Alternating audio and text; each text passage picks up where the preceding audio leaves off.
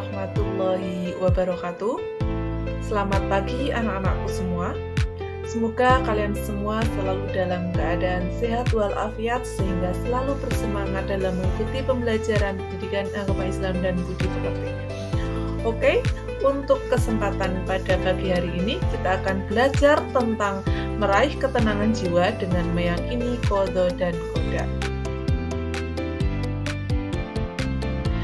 Generasi Muslim, qadha dan qadar merupakan dua kata yang memiliki makna hampir sama. Kedua istilah ini juga disebut sebagai takdir atau ketentuan Allah Subhanahu wa Ta'ala. Qadha secara bahasa artinya keputusan, ketetapan, perintah, kehendak, pemberitahuan, penciptaan. Sedangkan secara istilah adalah ketetapan Allah Subhanahu wa Ta'ala terhadap segala sesuatu sejak zaman azali.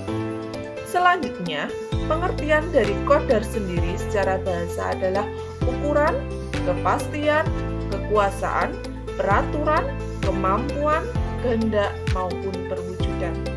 Sedangkan secara istilah, qadar adalah perwujudan atau kenyataan ketetapan Allah Subhanahu wa Ta'ala terhadap semua makhluknya.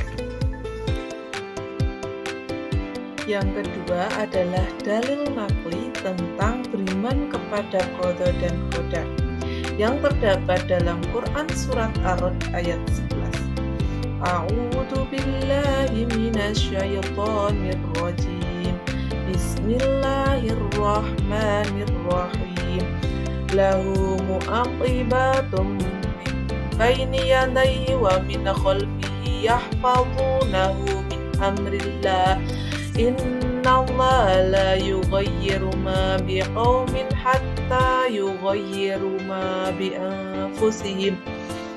Wa idza aradallahu biqaumin su'an fala maraddalah wa ma lahum min dunihi min wal. Shadaqallahul azim. Artinya, baginya manusia ada malaikat-malaikat yang menyertainya secara bergiliran dari depan dan belakangnya yang menjaganya atas perintah Allah.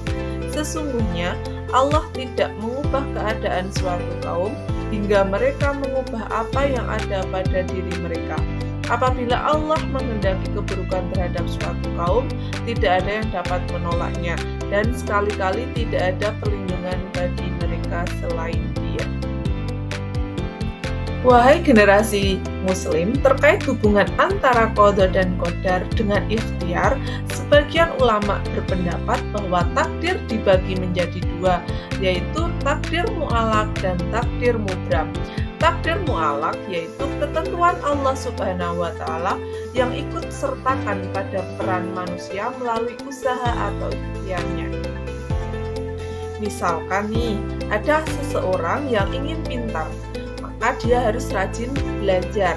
Nah, ketika ada orang yang ingin tubuhnya sehat dan tubuhnya itu terjaga, maka dia rajin berolahraga. Nah, itulah yang dikatakan sebagai takdir mu'allaq. Kemudian yang kedua adalah takdir mubram.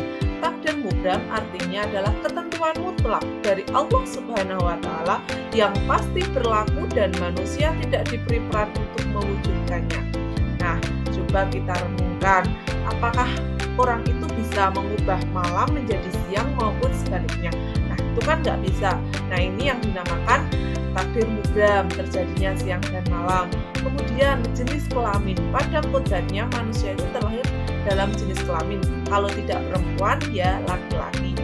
Misalkan lagi nih, ada yang tentang panjang pendeknya usia manusia, tidak ada yang bisa memperlambat maupun mempercepat. Yang terakhir adalah bukti beriman kepada qadha dan qadar. Di sini disediakan 3 contoh bukti yang akan kita bahas. Yang pertama adalah senantiasa berikhtiar, yaitu dengan cara berusaha dengan kerja keras dan memaksimalkan